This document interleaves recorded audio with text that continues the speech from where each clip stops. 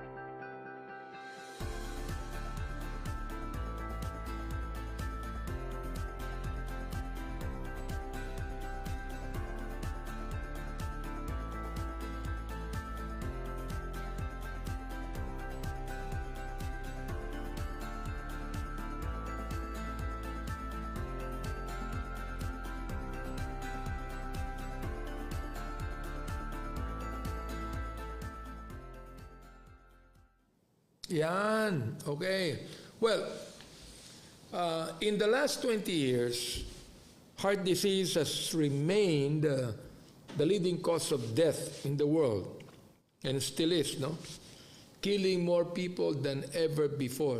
Aray ko. Yung sumakit yata yung puso ko. Okay. The World Health Organization said, and the Philippines is the worst. Terrible. The worst in Southeast Asia. 120 out of every 100,000 Filipinos die of ischemic or coronary heart disease in 2019, up from 103 per 100,000 population in 2015. The worst record among Southeast Asian countries that listed the ailment as its top cause of death. Now, according to the Philippine Statistics Authority, PSA, coronary heart disease still remains the top leading cause of death among Filipinos from January 2021 to September 2021, which accounted for 91,152 or 18.5% of the deaths recorded. Cerebrovascular diseases, 49,063 or 9.9% came next, followed by neoplasms or cancers, 42,633 or 8.6%. So you will notice that it is still heart disease that is actually the main cause of death. Now, what is heart disease? Ano po ba itong sakit sa puso na ito, mga kaibigan? At kinakailangan, makita nyo na ang mga sarili nyo ngayon, kahit bata ka pa, hindi na kailangan maging matanda ka. Heart disease encompasses a wide range of cardiovascular problems. Several diseases and conditions fall under the umbrella of heart disease. And what are the types of heart disease? Well, they include arrhythmia. Ayan. An arrhythmia is a heart rhythm abnormality. For example, like bigla bumibilis yung pintig mo at mamaya may skip beat ka. Ano? Alright. Atherosclerosis is a hardening of the arteries. Cardiomyopathy. This condition causes the heart's muscles to harden or grow weak. Congenital heart defects. Congenital heart defects are heart irregularities that are present at birth.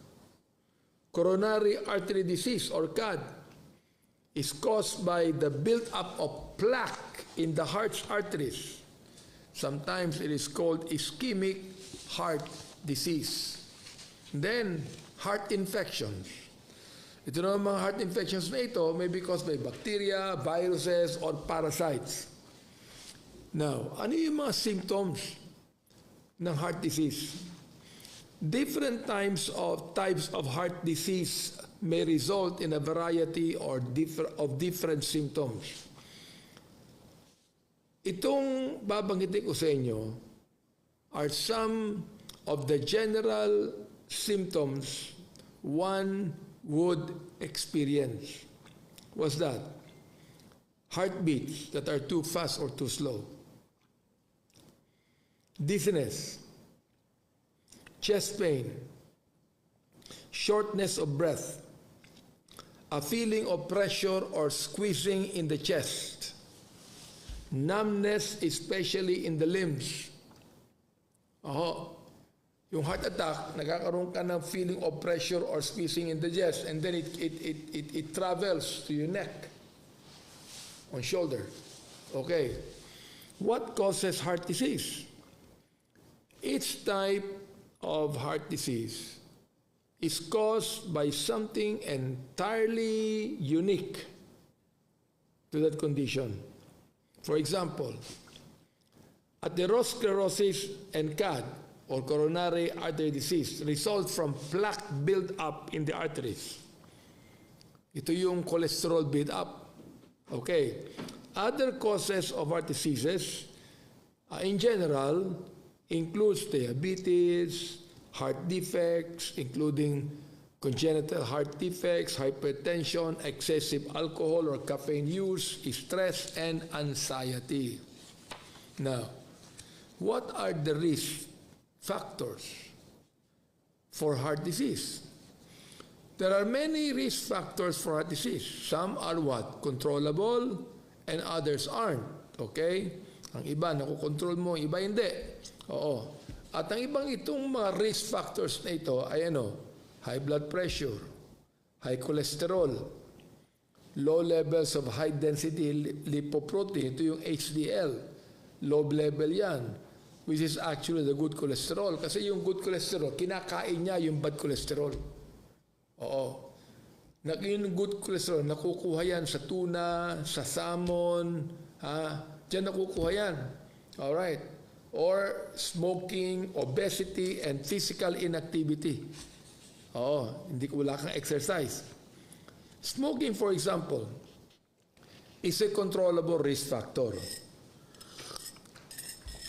People who smoke double the risk of developing heart disease. Ito naman may diabetes. Tulad ko, mayroon akong diabetes. May also be a higher risk for heart disease because high blood glucose levels increase the risk of angina, heart attack, and stroke. Kaya dapat talaga control mo yung heart sugar mo, yung blood sugar mo. Risk factors you cannot control, you cannot control this. Include what? Family history, ethnicity, gender, age, yan. Genetics. Okay. So ano ngayon yung mga treatment, no? What are the treatment that are available for heart disease, for example? Now, treatment for heart disease largely depends on the type of heart disease you have as how far it has advanced. Kung ano man yung heart disease mo na meron ka ngayon, no? At lumalala ba yan? For example, kung meron kang heart infection, ang doktor mo most likely will prescribe antibiotic. Okay, sapagkat antibiotic, bacteria, virus, no? If you have plaque build-up or cholesterol build-up, they may take a two-prong approach or prescribe a medication that can help lower your risk for additional plaque build-up and look to help you adapt healthy lifestyle changes. For example, like merong gamot tulad ng Lipitor. Ayan, that prevents cholesterol build-up. Okay. Now, treatment for heart disease falls into three main categories, ang treatment niyan. Okay.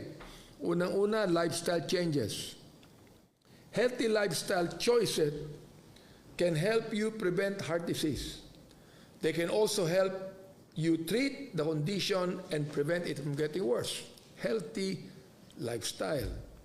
Diet mo. Ayan. Yan ang isa sa mga unang-unang dapat mong baguhin. Diet mo, ha? Mga taba-tabang ganyan. Naku, terrible. Oo. Okay. Dapat yan, yung low sodium, low fat diet na mayaman sa mga bunga, mga prutas, at mga vegetables. May help you lower your risk for heart disease complications. Oh, low sodium yan, ha? Low fat. Ganyan din po naman sa sa diabetes, kailangan low sugar, low sodium, low fat. Okay. Ano naman mga medication?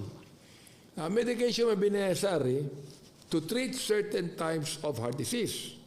Your doctor can prescribe a medication that can either cure or control your heart disease. Medications may also be prescribed to slow or stop the risk for complications. The exact drug you're prescribed depends on the type of heart disease you have. Kaya kinakailangan meron kang magaling na cardiologist. Sila nakakaalam yan. Alright. Now, meron tinatawag na surgery or invasive procedure. Tinatawag nating CABG or heart bypass. Eka nga, yun ang surgery. Oo. Meron din procedure na tinatawag na angioplasty. Okay. For example, if you have arteries that are blocked entirely or almost completely by plaque buildup, meron mga invasive cardiologists that will insert a stent in your artery to return regular blood flow. Ayan. Pero alam mo, ang problema dyan, hindi naman tumatagal yan. Siguro kinakailangan ng talagang buksan na yung puso mo. O, tulad ko, ako ay quadruple bypass operated. The procedure your doctor will perform depends on the type of heart disease you have and the extent of damage to your heart. Now, how do you prevent it? Paano mo mapipigilan niyang heart disease? Now, some risk factors for heart disease cannot be controlled. Hindi mo control yan. Like genetics, family history, for example.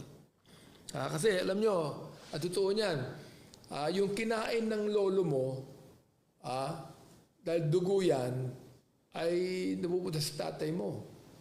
At kakain pa yung tatay mo ng taba, pupunta pa rin sa iyo yan. Yan ang tinatawag ng genetics. Okay. Pero mahalaga pa rin to lower your chance of developing heart disease by decreasing the risk factors. Yun. Decreasing the risk factors that you can control. Number 1, aim for healthy blood pressure and cholesterol numbers. Kaya ako, every 3 months, meron po akong lab test para makita ko yung cholesterol ko, makita ko yung creatinine, makita ko yung triglycerides, makita ko yung blood sugar, whatever it might be. Kailangan yun, ha? Oo. So, you aim for healthy blood pressure and cholesterol numbers. Having healthy blood pressure and cholesterol ranges are some of the first steps you can take for a healthy heart. A healthy blood pressure is considered less than 120/80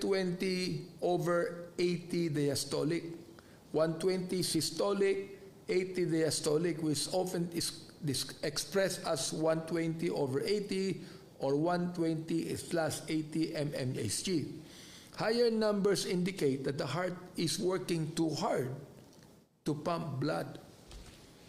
Ingat yan, ha? Okay. Number 2, ito matindi to. Find ways to manage stress.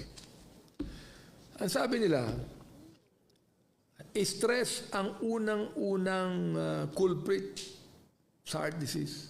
Pangalawa na yung diet. Pangalawa na yung wala kang exercise.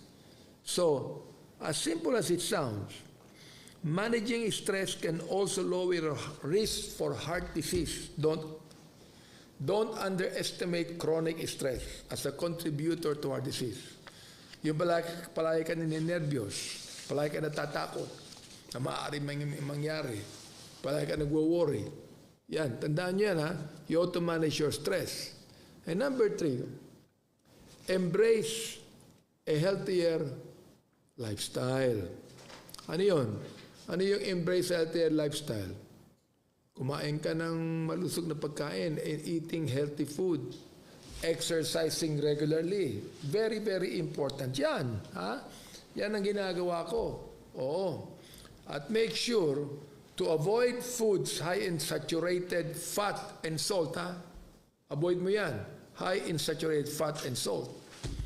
Doctors recommend 30 to 60 minutes of exercise. Check with your doctor to make sure you can safely meet this guideline, especially if you already have a heart condition. Ngayon, kung naninigarilyo ka, ihinto mo na. If you smoke, stop.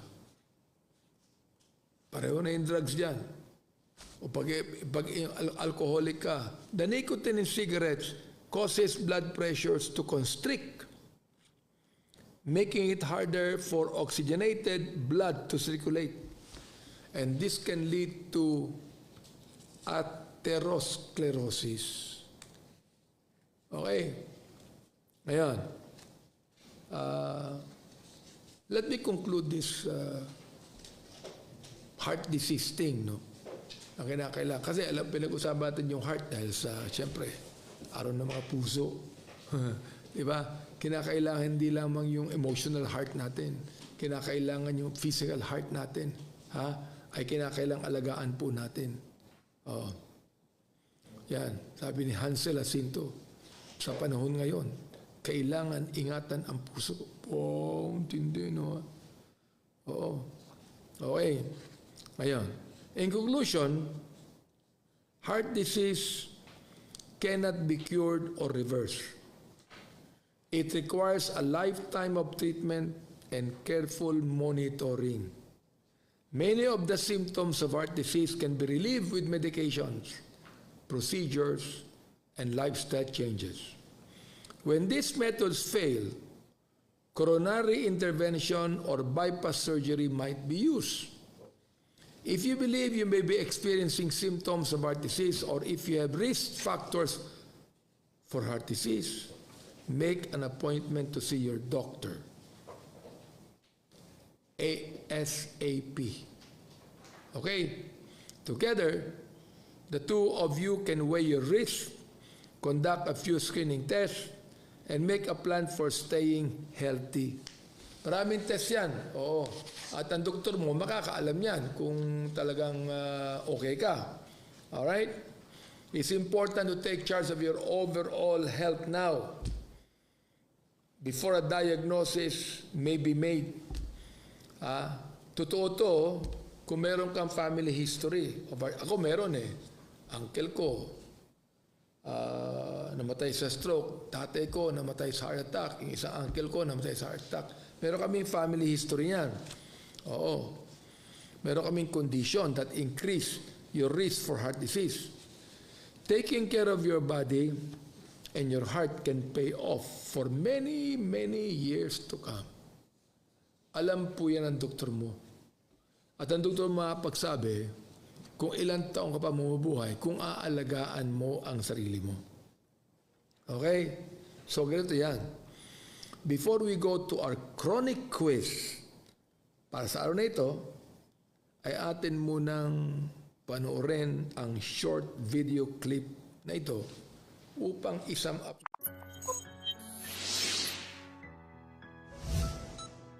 Heart disease is the leading cause of death in U.S.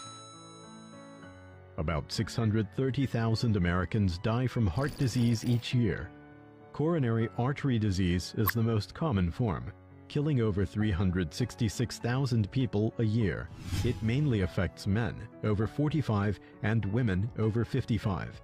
But risk factors can start as early as childhood. So what causes coronary heart disease? The heart, like any organ, requires blood for oxygen and other nutrients to function properly, and it receives this blood supply from the coronary arteries. Fatty deposits, or plaque, may build up in our coronary arteries. When a coronary artery is partially blocked, it cannot supply enough blood to the heart muscle, which leads to chest pain called angina. If a fatty deposit breaks down and ruptures, a blood clot can form around it, and over time, artery can become completely blocked. Then a heart attack occurs. In recent years, researchers have found a sedentary lifestyle increases your risk for heart disease. Even if you exercise regularly, it may not be enough to combat a sedentary lifestyle. Why is that? 1. Prolonged sitting can lead to elevated cholesterol, which can clog arteries over time. 2. Muscles burn less fat and blood flows more sluggishly during a long sit, making it easier for fatty acids to accumulate in the blood vessels. 3. Prolonged sitting also has been linked to high blood pressure, which can damage areas in your artery walls, making it easier for fatty material to build up. Other lifestyle choices also increase your risk, such as smoking, using drugs, persistent stress, and an unhealthy diet. So, how can you reduce lifestyle-related risk factors? Mind what you eat. Take steps to relieve stress. Commit to being active throughout the day. Change begins with choice. Start today. Ayan. Nakuha nyo na, ha, mga kaibigan. No? Kasi sa Amerika, yan ang pinakamatinding factor. Marami namamatay. Ano po? Baka hindi mo alam kung meron ka ng heart disease. Kaya ang pinakamaganda niyan, pumunta ka na ng doktor. Cardiologist po ang tawag dyan, ha? Oo. Pangalawa, baguhin mo na yung lifestyle mo. Huwag yung palagi ka nakaupo. Kinakailangan tumayo ka at maglakad ka kung paano mo lang, diba? Huwag ka nang gumamit ng elevator pag yan to second, third floor lang. Lakarin mo na yan. Lakad ka ng at least 30 minutes per day. Oo. Up to 60 minutes per day. Ha? Araw-araw yan. Oo. Well, sabi nila, 3 times a week. Pero mas maganda kung araw-araw na gawin mo. Okay. Kaya ito na ay tatapusan natin discussion natin dito at pupunta na tayo sa chronic quiz, mga kaibigan. Alright? At ang game master natin sa ating chronic quiz ay si Kuya Fog Abante. Ha?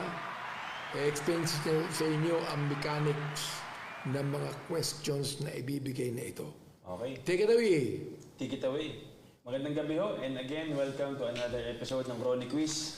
As usual, meron po tayong 7 tanong. At if you know the answer, kailangan na po mauna kang mag-comment ng tamang sagot. At ikaw yung makakakuha ng punto na yon. We have 7 questions.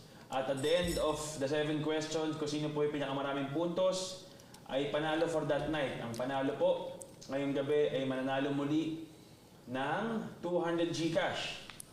At ngayon po, ang second to the last week ng February. Ibig sabihin, next week, malalaman natin kung sino yung mananalo ng 500 na GCash. Kaya, kung nakinig kayo mabuti, malalaman nyo kung ano yung mga sagot sa tanong to.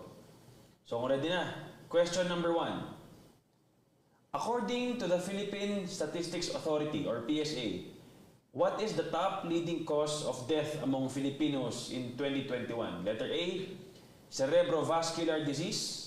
Letter B, heart disease.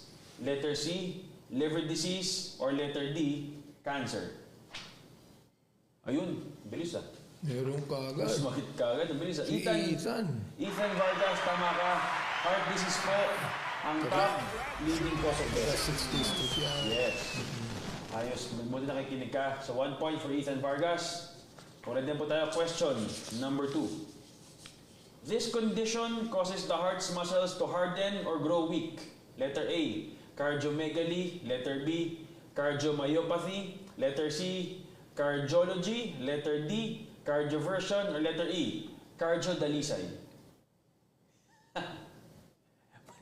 Ang makakagets lang nun, yung nanonood nun. Ay, parehas yung sagot eh. Sino nauna dyan? Parehas kasi eh. Yan ang problema ngayon, may nauna dyan. Si Maymay Arroyo. Pakitaas niya. Sino Peña nauna? Redondo. Ang hirap pumili ngayon yan. Sige, taas pa. Mayra. Sa oras malalaman yan eh. Pwede bang iulong pakaliwa yung yung window para malaman sa oras? Sige, taas mo. Taas mo na yung mga answers.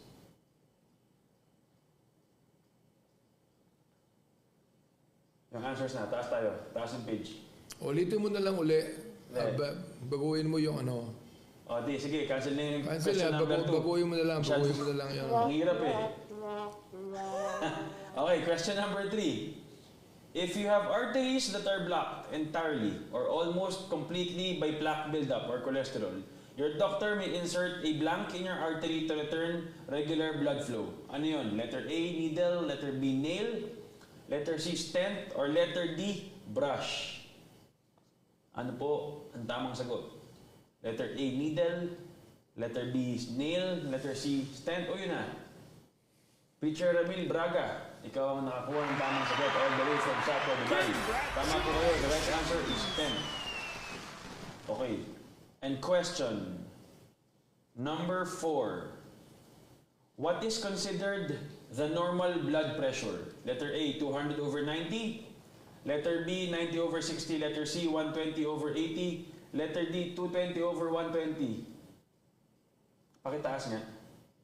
Kung yun, sino ba si Stephanie Torres ba nauna? Or letter E, 110 over acting. Si Stephanie Torres, tingin ko si Stephanie Torres ang tama. Kasi yun eh, no? So tama po, ang nakakuha ng tamang sagot ay si Stephanie Torres. Ang tamang sagot po ay 120 over 80 ang normal na blood pressure. Question number 5. Which of the following diets lower your risk for heart disease complication? Letter A, high carb and low sugar diet. Letter B, high sugar, high cereal diet. Letter C, high sodium, high fat diet. Or letter D, low sodium, low fat diet that's rich in fruits and vegetables. Ayun, tama. Maganda ginawa niyan. Tama po again, Teacher Ramil Braga. Ayan, letter D ang tamang sagot. So 2 points na po tayo for Teacher Ramil. We have 2 final questions. Kung walang makakahabol, ang panalo tonight si Teacher Ramil. Question number 6. The nicotine in cigarettes causes blood vessels to constrict. True or false? Ulitin ko ah. The nicotine in cigarettes causes blood vessels to constrict. True or false?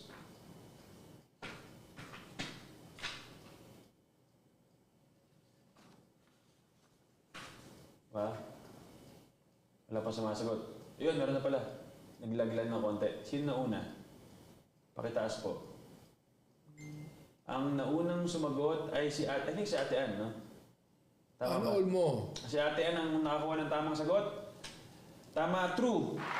Nicotines do cause blood vessels to constrict. And question number 7. Last question na po tayo. Is smoking a controllable risk factor to heart disease? Yes or no? Ulitin ko. Is smoking a controllable risk factor to heart disease? Yes or no?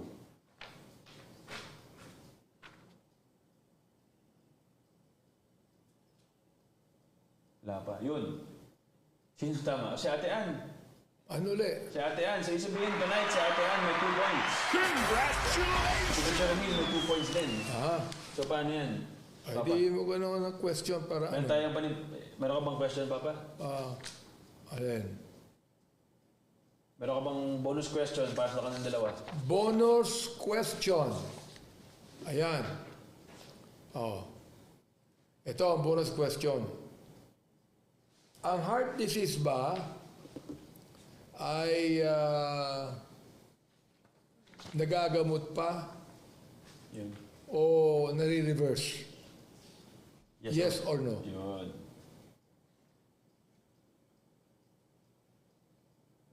Di ba na nagagamot, yung bang... Cured. Cure.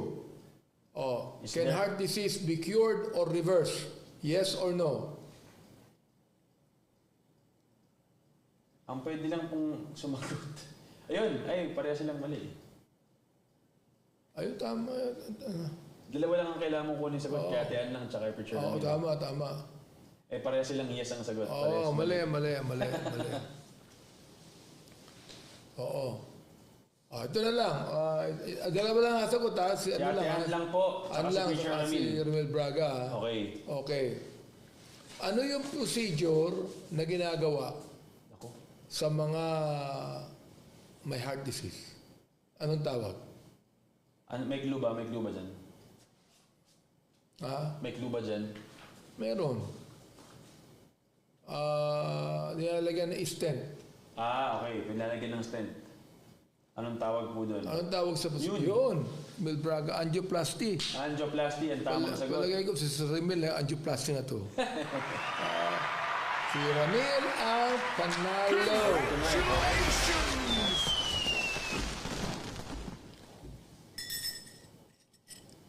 Okay po, so thank you again for joining everyone sa ating Chronic Quiz and see you again on Friday for the next episode. Back to you, Papa. Okay, mga kaibigan, tayo po ay dumako sa ating quote of the day, o verse of the day, na hadalin po sa atin ng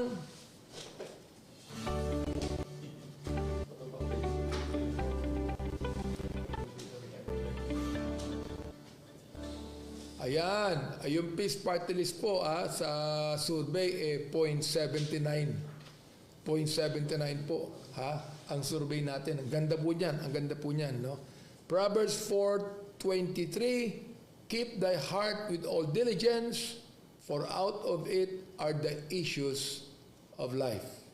Keep thy heart with all diligence, for out of it are the issues of life. Yan po man ay physical, o emosyonal, o spiritual. Okay? Kaya mga kaibigan, tayo magwawakas na ngayon. Salamat po sa inyong pakikinig muli sa amin. Friday, tayo po ay magkakanig muli. I hope that you will be there. Tulog kayo na mahimbing at gumising po kayo sa umaga. Okay? May the Lord bless you. Ciao. God bless you. Bye-bye.